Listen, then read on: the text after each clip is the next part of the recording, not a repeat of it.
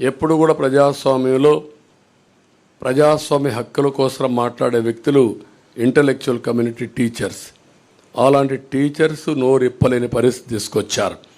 ఇంకొక పక్కన మనం ఒకసారి చూస్తే వీళ్ళందరిలో పిఆర్సీ లేదు, ప్రావిడెంట్ పిఎఫ్ లేదు, సరెండర్ లీవులు లేవు, లేకపోతే టీఏలు లేవు, లేకపోతే ఏది కూడా లేకుండా 20,000 25,000 కోట్ల రూపాయల బకాయిలు పెట్టి అడిగితే వాళ్ళ మీద కేసులు పెట్టడం, వాళ్ళ సంఘ నాయకులను అరెస్టులు చేయడం, కావాలని కేసులు పెట్టి ఏసీబీ కేసులు పెట్టి వేధించడం ఇది ఒక ఆనవాయితీగా అయిపోయింది.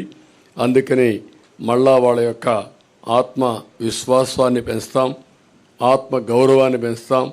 ఆ విధంగా పీఆర్సీ ఇవ్వడం కానీ పీఆర్సీ వచ్చే లోపల ఇంటీరియం రిలీఫ్ కూడా ఇస్తాం. ఇంటీరియం రిలీఫ్ ఇచ్చి వాళ్ళకి ఇవ్వాల్సిన డబ్బులు కూడా ఫేజ్డ్గా అవన్నీ కూడా క్లియర్ చేసి ప్రతి నెల జీతాలు వచ్చే పరిస్థితికి మళ్ళీ తీసుకొస్తాం. ఆర్థిక వ్యవస్థని మెరుగుపరుస్తాం.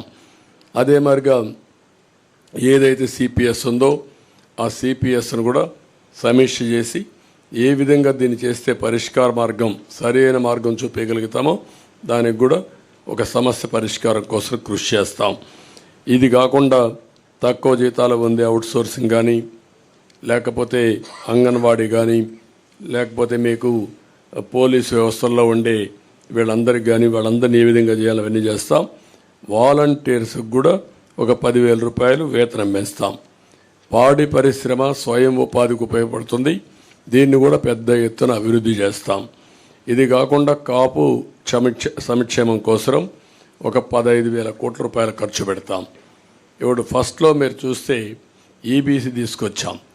ఈబీసీ తీసుకొచ్చినప్పుడు 10% ఈబీసీలకు రిజర్వేషన్ చేసే పరిస్థితి వస్తుంది. 10% అంటే ఉద్యోగాల్లో కాలేజ్